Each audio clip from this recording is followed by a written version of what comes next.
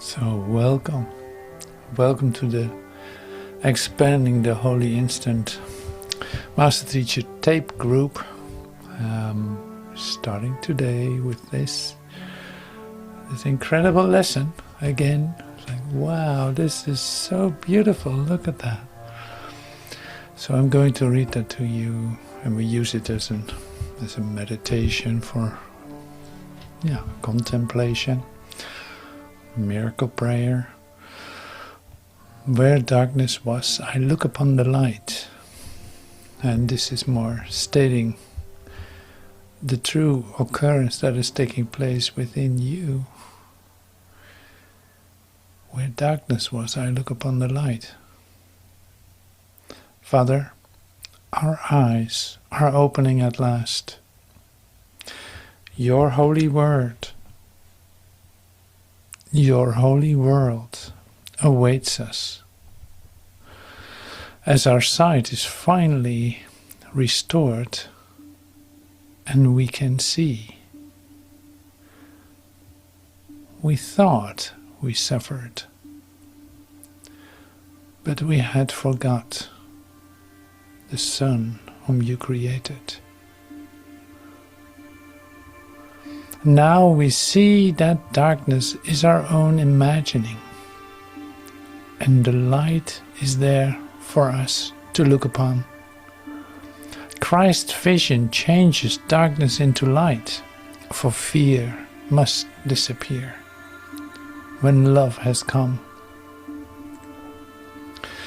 Let me forgive your holy world today, that I may look upon its holiness and understand it but reflects my own. Our love awaits us as we go to Him and walks beside us, showing us the way. He fails in nothing.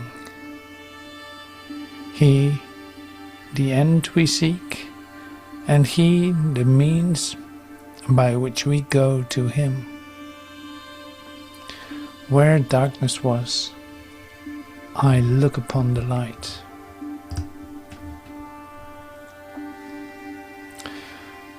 Where darkness was, I look upon the light. Father, our eyes are opening at last. Your holy world awaits us, as our sight is finally restored and we can see. We thought we suffered, but we had forgot the Son whom you created. Now we see that darkness is our own imagining, and light is there for us to look upon. Christ's vision changes darkness into light, for fear must disappear when love has come. Let me forgive your holy world today, that I may look upon its holiness and understand it but reflects my own.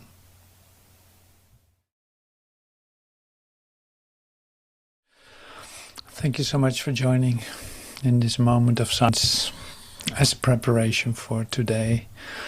And here we are. So it's like, okay, so are we going to sink into our stillness here and stay like connected?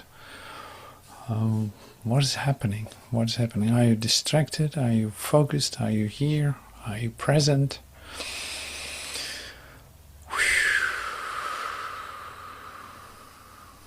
So this is like this simple invitation to be completely here. And it's like no distraction, no other ideas, no later on today, no plan, no agenda. And be present. Now this we are going to practice too in expanding the Holy Instant. Now it's always good to look at things. This is my experience. This is like expanding the Holy Instant, but first you have to experience the Holy Instant. And how are we going to do that? Like, well, everything that we do so far is contributing to that. And that means giving your mind a break. Like opening your mind releasing ideas, practicing to stay centered, to release any kind of idea that you had hold on to for just a moment. And we're going to listen to a part of a video of Master Teacher where he's instructing very specifically certain aspects of your awakening, you could say. Like he travels with you through this, instructing you, giving you support, really, support to not try to understand what's going on, but to see, like, make you part of the mystery that is actually taking place. And this is what is occurring. Like, the same is with the lesson. Like, this is a description when the light has shined. Yeah, when the light shines the darkness away, this is the situation. That is the actual reality of you. So, despite your ideas about yourself and all this, like, that is being overseen or looking right through it, and then suddenly there's the light, there's this, there's the connection, the connectedness, there's the experience. Now this, if I say it like this, it is like a fairy tale. It's like if you do this and this and this, or a method, like if you do that and that and that, and boom, and ready, there it is. And that's not the case either. So there's only a small part that you have to do, is being willing to receive it, forgiving, forgetting, letting go of what you think is going on or what you think you understand, and then you wait. And just like we do with the meditation, you wait and you listen. Now it can come to you, and it is here. It's like it didn't go anywhere. Now also I'm very attentive, like I'm very much on the edge of my seat in order to receive this. And my focus is really on the anticipation that is taking place. Like I'm listening, breathing, relaxing, and at the same time completely present, alert, and picking up on signals here, like picking up on changes that I experience in myself. Here's whatever that was. I released a little movement, even a physical movement in my body, or a sudden tension that can be released. You follow these little subtle changes, because that's how the way to it is, to open up. Like you release parts that are literally physically sensible. That makes total sense.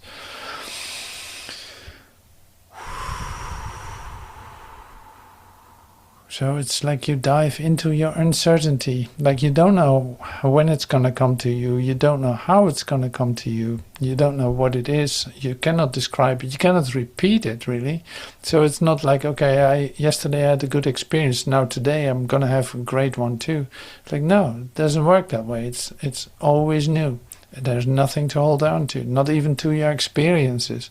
No, this is this moment. Forget about what happened yesterday. Here we are.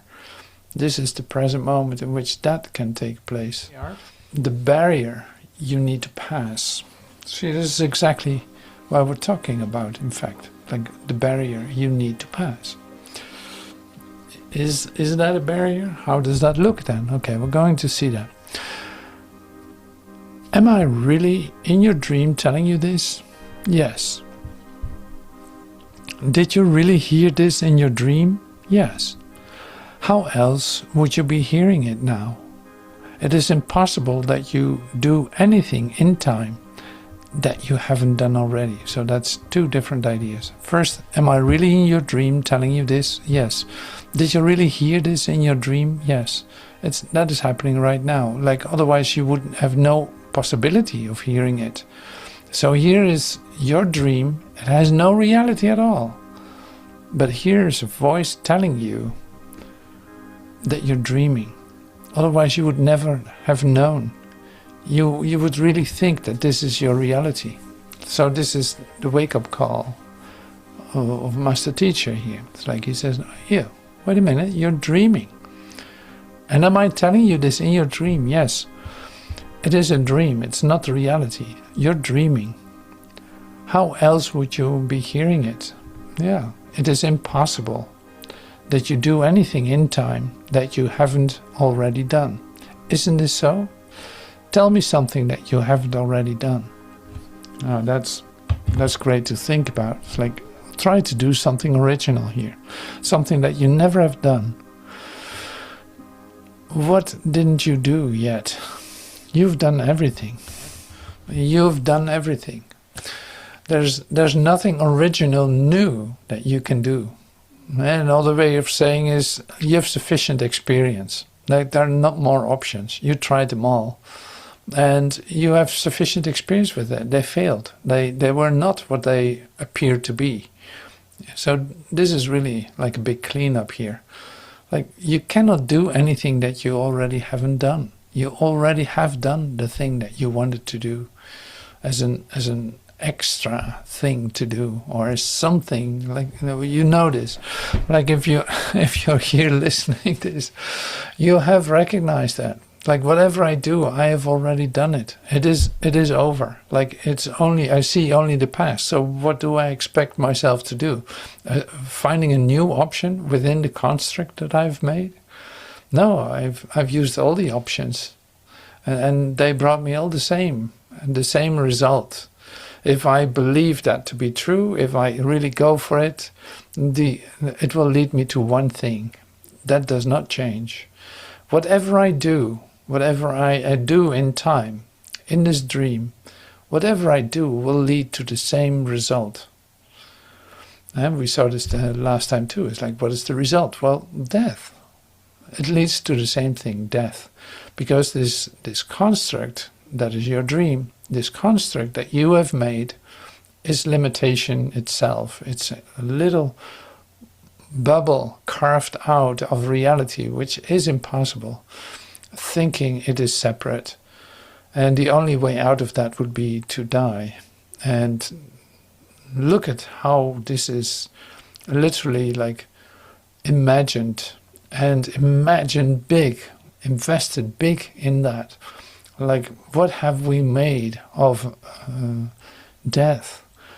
What an incredible ceremonies are there. Like, did you see that? Like, when the Queen died in England, what a ceremony was there? What happened? Seeing a separation, in an experience of herself, went through an episode that looked like she is not there any longer. And we all play that together as a huge drama, melodrama of existence. And what is it really then? What is it then? What is it? It's like none of it is real. So we have repeating this death ceremony for the ones that we loved, for this, for that, for the artist, for the great singer, for this great movie star, for this president, for this, for this master teacher, for this, like all of it. What is it? It is your dream of death.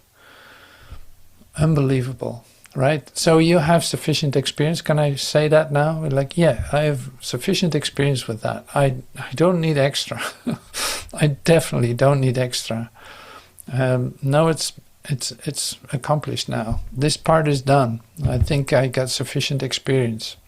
So what original idea can come to you for you to do now in your time sequence, in your timeful idea of yourself?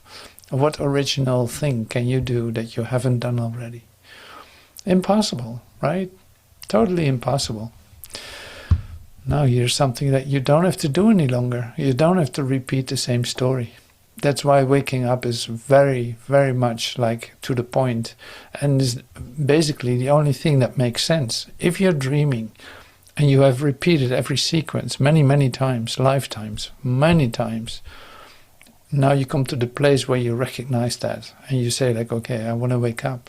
Get me out of this, because I don't want to repeat this cycle of another melodrama, of another queen, another king that dies, another president that dies, and so forth and so forth.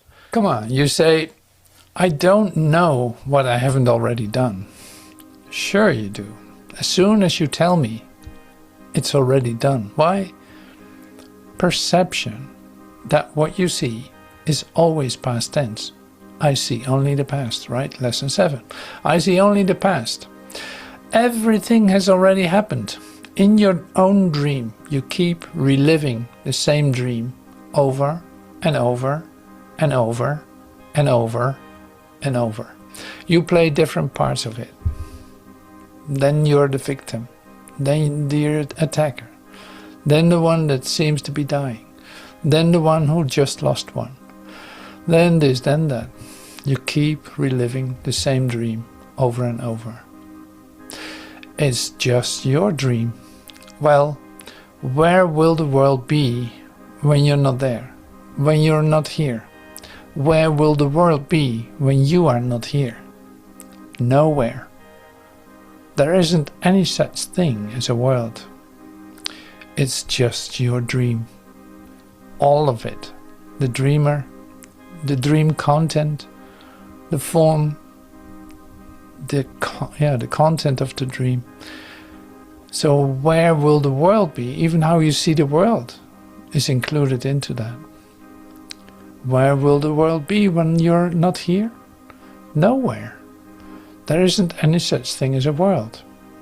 Jesus in the Course, you really think that you came here, like out of the blue, that you came here at a particular time with a world only waiting for you to be saved. Not so. You brought the world with you when you came. You brought all of these shadow figures. That's what Jesus calls them. You brought all of these shadow figures with you to justify your relationships in your separation. That's what you've always done. You've been untrue from the beginning, haven't you? You brought the world with you when you came. You brought all of these shadow figures. You brought all of these shadow figures with you to justify your relationships in your separation. That's what you've always done. You've been untrue from the beginning, haven't you? Is this too good to be true? Or too bad to be true? Sure. But it is. Now you find yourself in a very uncomfortable situation. I'll give you these quotes from the Course. You can jump up and run out of here because of fear of what I'm telling you. It's very fearful to you. It doesn't seem as though it would be fearful, but it is. I am not threatening you with your own reality. This is that barrier that you need to pass in relinquishment of your own perceptual form. Jesus says this is the illusion of the thought forms that you have constructed to keep yourself from seeing the reality of the light that's all around you. Literally, you have done this. You have kept your own perceptual mind. That's fearful for you. So that is the barrier that you need to pass in relinquishment of your own perceptual form. Jesus says this is the illusion of the thought forms that you have constructed to keep yourself from seeing the reality of light that's all around you. Literally, you've done this. You've kept your own perceptual mind, and that's fearful for you. This is, in fact, said the other way than you're accustomed to. Like, you have set this up for yourself. You've set this dream up for yourself to hide, in that sense, from your reality. So you use everything to hide from reality. You don't want to look at reality, is basically what Master Teacher says. It's like you people it up with shadow figures to relate to in your separation. You create a world where there's suffering, loss, death, war, limitation, on and on and on. All this lack. That you use too to confirm to yourself that you're suffering, that you have a need, that you have a reason to be there, to fight for your survival, for instance, or for your existence, to look for safety and comfort because there's so much attack. You use your body for that. We saw this in the mind training too. It's like you use your body even for that. You defend yourself so that you guarantee your safety. Now it's like you use everything, the whole construct of your dream is that you defend yourself into every little aspect of your dream to not face reality. And that's a lot of work, that's for one thing. But it also comes with a lot of fear, because in fact it will never give you the comfort that you're looking for. It will never give you the sense of safety that you need in order to be at peace. It will not give that to you. And so we said that this afternoon, or like a couple of hours ago in the mind training, we say like, all that you do in this dream is in fact like there's no hope for solutions in the world. There's literally nothing that can save you there. None of it, because it is literally set up for failure. It is set up in a way that could never work, because the basic idea, where it started with, was already a lie. And that's that you come into a world that is waiting for you as a separate identity and find your way in it. That already wasn't the right idea. So it was, you took the world with you when you came, is what it says here. It says it literally in the Course in Miracles, like you brought the world with you when you came. So the shadow figures too. The ones that you are relating to, you brought them with you too. Now, and you made that pretty real to yourself. Like, you have to admit that you did a really good job in convincing yourself that that is your reality. So now, this is what I meant. It's like, now we actually look at it 180 degrees from the other side and say, like, there's nothing original that you can do here. You've done everything that you can, because literally this is your construct. There is nothing that you didn't invent, because it's a whole set of denial. Like it's a total set, a total structure, a total thought system of denial. Everything is invented in that, but it's also gone and over. So this is how deep we go into this talk. Like, this is the place where Master Teacher speaks from, recognizing this and being fully convinced, like fully in the experience of that is not what you are. So this is where the light comes in. Now the darkness is gone. You recognize the darkness for what it is. It was a construct, a cocoon of nothingness that you have been defending with your life, which is impossible, but you tried it and you did it. You convinced yourself, at least, that it was possible. That's why you are so afraid that it might happen again. That you might lose the ones that you love, that you might lose your own life, that you might lose this and that. Like, that's all still part of the construct.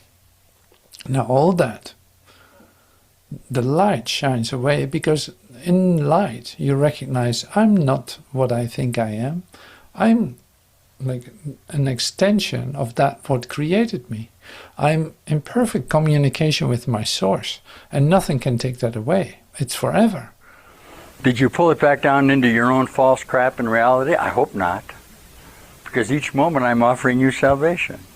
You say, this is too good to be true. No, it's not. I'll get you now, I'll get you later, and there is only now for me. There might be later for you, but that won't do you any good.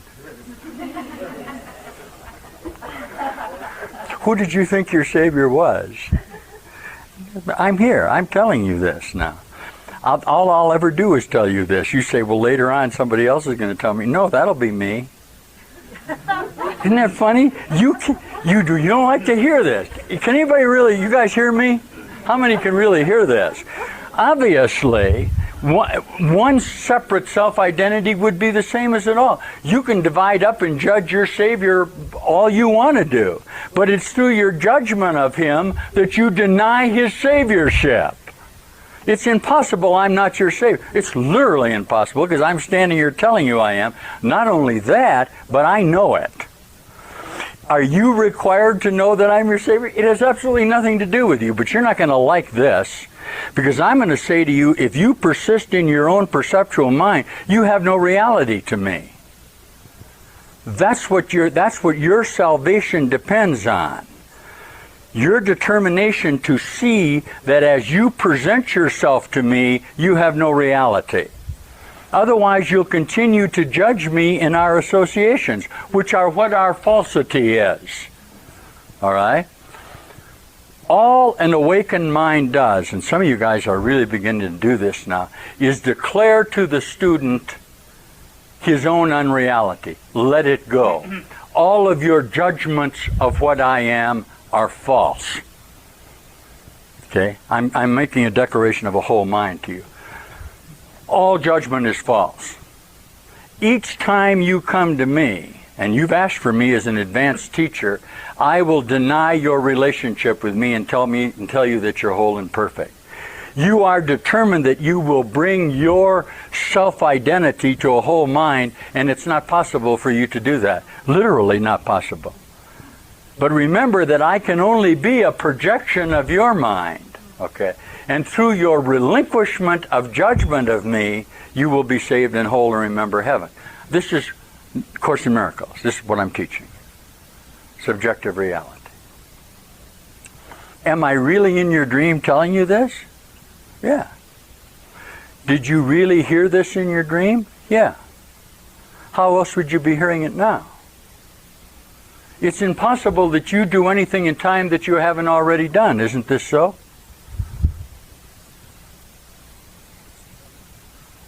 Tell me something that you haven't already done. Come on. Well, you can't. You say, I don't know what I haven't already done. Well, sure you do. As soon as you tell me, it's already done. Why? Perception is always past tense. Everything has already happened. You're just reliving in your own dream. You keep reliving the same dream over and over. You play different parts of it. This is lovely, chapter 26 in the course. Okay? It's just your dream. Well, where will the world be when you're not here? Nowhere. There isn't any such thing as a world. Jesus in the Course. You really think that you came here at a particular time where the world only waiting for you to be saved? Not so. You brought the world with you when you came. You brought all of, what does Jesus call them? All of these shadow figures, he called them. You brought all of these shadowed figures with you to justify your relationships and your separation. That's what you've always done. You've been wrong, you've been untrue from the beginning, haven't you? Is this too good to be true or too bad to be true? Sure. But it is. Okay? Now you find yourself in a very uncomfortable situation. You can jump up. This is lovely. I'll give you these quotes from the Course. You can jump up and run out of here because of fear of what I'm telling you. Yeah, it's very fearful to you. It doesn't seem as though it would be fearful, but it is. I'm now threatening you with your own reality. This is that barrier that you need to pass in the relinquishment of your own perceptual form. Jesus says this is the illusion of thought forms that you have constructed to keep yourself from seeing the reality of the light that's all around you. Literally, you have done this. You have capped what? Your own perceptual mind. All right? That's fearful for you. Okay. All of the admonitions of the minds about you that you think our minds will say, don't do this. Don't decide to make this commitment. Okay. You're at your point of fear. Now, always before you have turned back from this. Okay? This time you're not going to. Why? I'm here to help you at that point. Okay. I'll sustain that for you very easily, but I can't do it for you. See, it's only in your own mind, right? Nobody can do it for you. You say, well, Master, why don't you do this for me? I can't. I can declare to you that through your own whole mind, you can see that I am with you at what you call the portal of reality. Jesus calls it what? The borderland. He says you stand now at the borderland where things are no longer holding in your illusions as much as they used to. This is lovely, course. He says now sometimes you go into a little different dream, and then you get fearful and you fall back down into this dream. And then what? You say, no, I don't want this dream. I'm going to die in this dream. Then what do? You relinquish and you go through another experience. Now what am I teaching you? Holy instant. Feel this? When I begin to teach at a high level, you begin to feel this energy. What? I'm releasing my own conceptual necessity to teach you. If I do that, I will leave here. I'm held together by this momentary necessity to present this to you. These are the direct teachings of Jesus Christ. Just for that moment, I retain an image memory of you, okay, in my own memory, although I know it is not real. So I can declare to you, no, this is not real. If you will accept that from me in your mind, you will shorten, Jesus says, you'll shorten time immeasurably. You'll collapse it. What? You won't have to continue to experience the pain and frustration of your attempts to hold yourself separate from reality in your own dream. You should take hold of this too instead of kicking this around. Finally, you got to have to understand that it's an experience that you need to undergo. You think I don't know you guys? I know you guys perfectly. There were only 12 of us to start out. Do you think I don't know you out of time? Don't be absurd. How many do you think there were of us? I'm here to tell you the war's over. Further than that, I'm here to tell you it never happened. Were we all part of the original screw-up? Yes. Yes, we all share that original moment together. Can you see this? Now, where are we finally in time? We've come back to that original moment. We've made a full circle again. We're back at the time of the actual occurrence, and this is very fearful to you. Because the momencity of that single happening is so intense that you just defend yourself from it. The necessity now is to look at it without fear. Say, no, I'm not going to go back out again. I'm east of Eden in the land of Nod. Okay. I'm not going to go back out into Nod and sleep again. This time, I'm going to hear it. Okay. All consciousnesses who come to me in this relationship are different. And this was my talk last night. Many of you can remember your previous death experiences. A lot of you, when you were born into this episode, just went, oh, what am I doing here again? How did I end up here again? How did I get in this crazy place? How come I'm different than these other consciousnesses around here? I'll tell you why. You can remember your last intimate death association. And at that time, because of the pain you felt at that termination of bodily function, you underwent a bright light realization. And subsequently, because you had not undergone the total exponential experience, had to come back into another association. This is a little occult. I don't know where you hear it. I'm giving you a fact here. Now, what am I inducing in the holy instant? The death experience. I'm literally inducing this light brightness that you felt at your last episode of death. Have you ever seen a bright angel of light around a dying? Have you been around people that died much? Some of you healers, or so-called healers, that have been around consciousnesses have died, have had the experience, I have a lot, when I used to work with dying people, of actually seeing the release of their own energy and the actual extension from their chakra. Lovely light and energy will come around them, and they will exalt, many times they'll exalt the Lord. I've heard declarations of New Jerusalems and all of this new bright association as they what? Apparently depart the body. Is this what you're undergoing now? Of course. What did you think you're undergoing? Now, what you're going to do is undergo it with a full realization of all of the memories that you have brought with you into this configuration. Nicodemus, know ye not ye must be born again? This is that happening, that death experience that you're afraid of.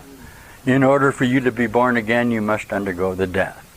Okay, here's the top teaching. Each moment this is occurring.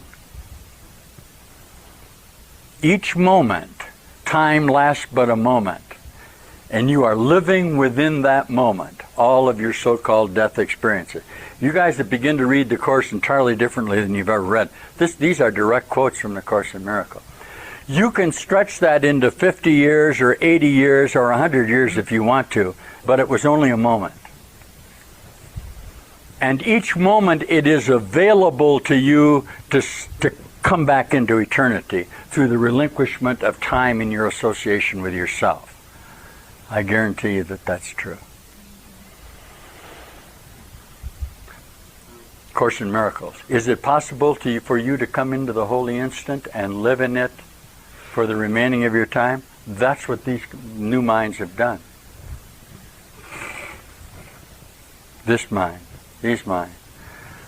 The light begins to shine out of their reassociations with themselves. Can you get this by judgment of them? Don't try. Don't try. That's the fallacy, isn't it? Oh, gee, I can see that he's undergone an experience. I wish that could happen to me. Nonsense. He's a projection of your mind and a denial of the experience that you must undergo. Do not judge your brother in his spiritual acuity, his capacities to undergo what these consciousness are doing. This is a process of individual atonement. Your sole function here is to undergo this experience for yourself, for indeed you are the world, aren't you? And that's what's happening to you, and that's what you're doing. Be grateful that you got a shot at this, right? You'd be happy with the idea that it's possible for you to lay down the necessity for you to die and get sick. Okay? I understand that the world is going to say, stay with us. You've constructed them to do that. I understand that the world is going to declare to you that you shouldn't throw all your eggs into God. Let's not go off the spiritual deep end. Let's stay grounded here so that you can get sick and die with the rest of us. You do that. Okay. Am I an alternative for you in that? Sure. Like Jesus says, will the world despise you and crucify you for teaching it? Exactly. Why? That's what they are. If I could take this up just a step for you, I'd like you to see how really little you've identified yourself here. You insist that you're a body. Jesus calls it little. You're just so little. You look up at the stars and you say, well, those stars are 1,000 trillion miles away from you. That's absurd. The furthest star is right here.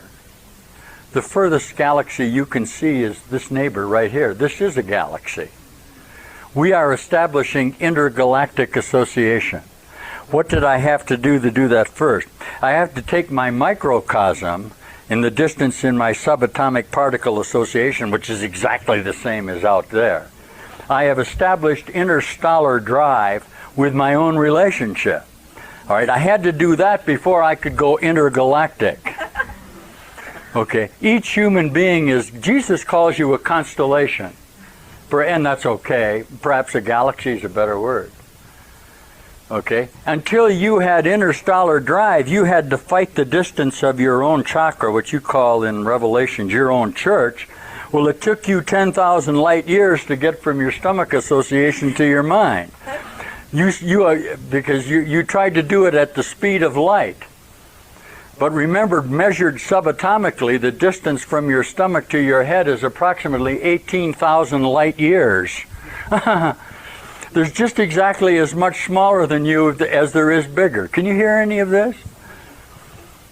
Okay? The whole universe that's contained in you is precisely the universe that's all around you. This is a Katha Upanishad. I keep falling back into this other stuff. As above, so below, as within, so without. You don't mind that, but your conceptual mind wants to make it symbolic. It's not symbolic. You are the universe. Everything that you do is all that the universe that there is. The only thoughts there could ever be in the universe are the ones that you are having. If you say there is no God, there is none. But there is, therefore you are not real. And by maintaining that there is none, you have separated yourself and made yourself unreal. The consciousness that declares that is not real, and it never happened. Ready for the biggie. This never happened.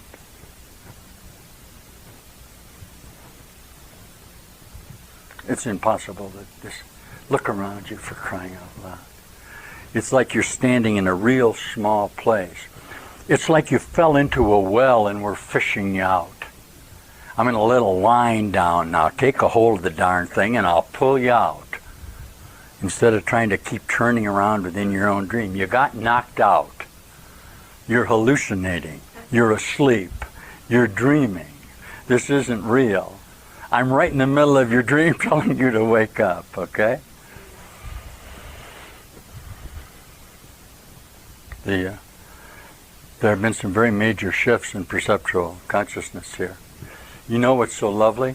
You guys begin to communicate with each other in the great rays at another level of association. The more that you release your perceptual associations with yourself, this is what these high brothers are doing. The more that you'll accumulate and accumulate new energy and associate at a new thought form. If you're just being held by your own self in your own bondage of thought, you see. Remember that it's your obligation to undergo this. Don't try to experience it in relationship with your brothers, guys. It won't work. Your relationship is false. You keep trying to identify where he is in his spiritual awakening. That's absurd. He can't be anywhere that you don't posture him in. Everybody got that? Okay. Are these holy instances happening to you now? Sure. Are these stored up in your genetic relationships? Of course. Those of you who are beginning to have these lovely memories will suddenly have a lovely memory of this. This is a memory. You'll go, oh yeah, I can remember being here and sitting here and going through this, and you'll be absolutely right. We are reminiscing about this right now. We're actually outside of time talking about it together. Isn't that fun? We're really standing outside. Is that Jesus with us? Yeah. He's a little short guy. He's about 5'4" with a hook nose and pock face. He's a 6'4" redheaded Irishman. I changed that. He's sitting right here in this chair. Whew, teacher. There he is right here. Would you like to see that energy? The energy of the Course in Miracles is this energy. Are you guys there? Remember that the Course in Miracles is an established thought form association out of time, but still in the congruity of the association with perceptual reality. All right? It's a borderland. Okay? The contact that you're feeling, although some of you may transcend it into your own whole light, will be a contact with this final Christ face. Many of you are undergoing experiences that transcend what you call the rim of fire, and you are actually going into full illuminations. When you do that, you will not long remain here, but certainly we would like to use your revelation to cause vision, which is what I'm doing. Those of you who had these lovely visions last night, some of you had some fear ones, okay, are utilizing my revelatory energy to revision yourself in association with your projections. Does everybody hear this? That's what you're doing with your mind. I'm encouraging you to use this light brightness, the Holy Spirit you call it, to undergo the re-illusionment of you to a higher framework of harmony and peace. With what? Within your own mind. This is a dream. Let's dream a true dream together for just a moment. And then we'll be out of time together, won't we?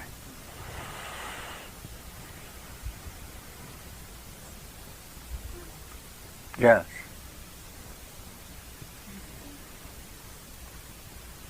The quilt is lovely, thank you.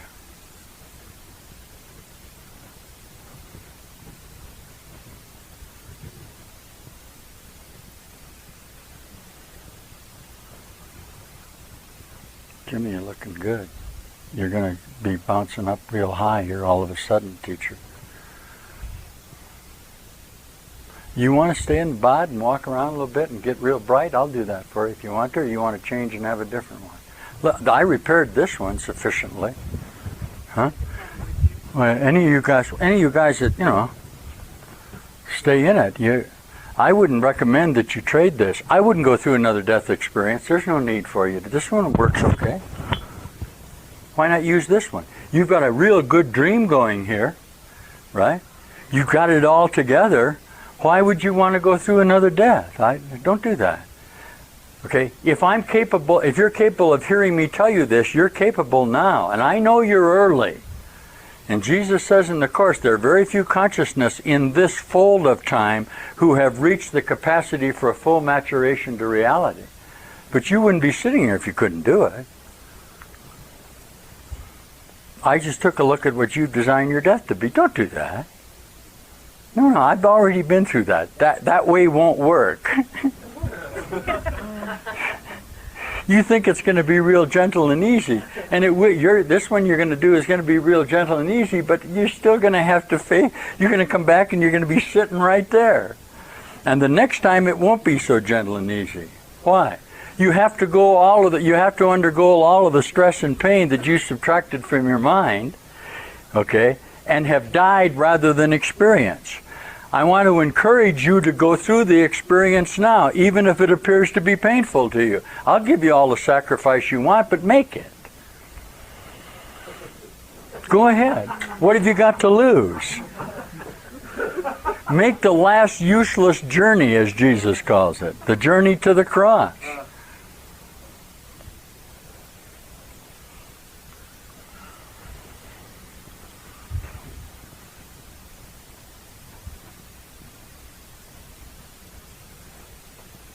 Some of you are going to begin to have some lovely experiences here now.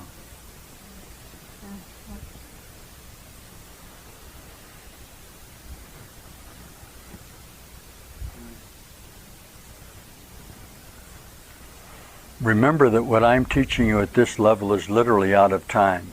I am making no provisions for your future at all.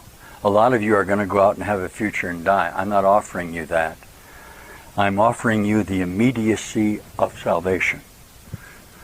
I'm not offering you conceptual associations where you can stay here and have an establishment of a church. The church that we've established makes no allowances for time at all. It simply says now is the time when you don't need the church. Did you need the church for the moment that you needed it? Of course. Then make your whole life this church of full endeavor. Make everything that you do from this moment on a dedication of your determination to come into the new light. That's what the church is. Did I have to build my church on you? Of course, because you needed a church. Is there really such a thing as a church? Of course not, but you think there is. The church is the process of you coming from your separation to your reality. That's why I named you Peter. You denied me thrice. You keep denying me. Is there somewhere else I can build my church on? No. Those that don't deny don't need a church. So all you need to do is make that simple admission in your own new spiritual identity. Stop wanting to be crucified upside down. Remember that you are the Christ. Okay? Can you get that by following? Only by full discipleship. Okay? You instructed me to re-identify the certainty of your Christhood. That's what I'm doing. You requested from me in your mind that I show you your own brightness, how you really are in superconsciousness. It is impossible that not be so, or I would not be doing it. You had to ask me to do this. Somewhere you asked for help. And somewhere the intensity of the necessity for your help, identified by your inability to deal with the terrible things that are going on around here, have caused you to continue to ask for help in the relinquishment of your necessity to cure the evil. The